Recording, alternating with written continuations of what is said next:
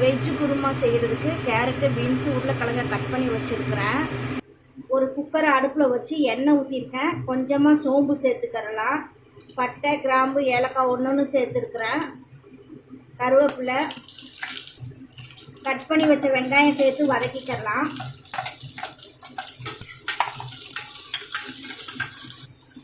ஒரு டீஸ்பூன் நெய் சேர்த்துக்கலாம். கொஞ்சமாக இஞ்சி பூண்டு தட்டி வச்சுருக்கேன், அதையும் சேர்த்து வதக்கணும். வெங்காயம் நல்லா வதங்கிடுச்சு. 2 தக்காளியை மிக்சியில் அடித்து வச்சுருந்தேன், அதையும் சேர்த்து வதக்கிக்கலாம். உப்பு சேர்த்துக்கலாம்.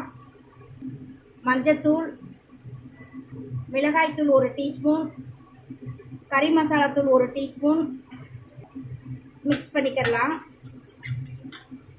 இப்போ கட் பண்ணி வச்ச காய்கறியை சேர்த்துக்கலாம். கட் பண்ணி வச்ச காய்கறியை சேர்த்தாச்சு. நல்லா மிக்ஸ் பண்ணிக்கலாம். காய் வேகிறதுக்கு கொஞ்சமாக தண்ணி சேர்த்துக்கலாம்.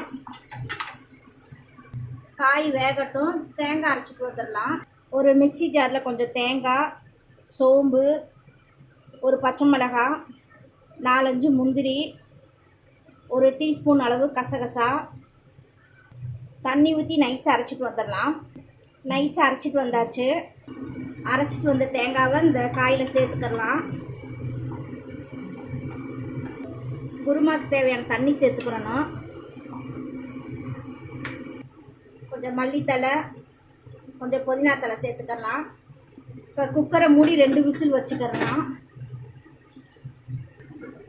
குக்கரை ஓப்பன் பண்ணிடலாம். ஸ்டவ்வை ஆன் பண்ணிவிட்டு ஒரு 2 நிமிஷம் கொதிச்சா போதும். குருமா ரெடி ஆயிடுச்சு. மல்லித்தலையை போட்டு இறக்கி வச்சிடலாம். ரொம்ப டேஸ்டான வெஜ்ஜு குருமா ரெடி ஆயிடுச்சு.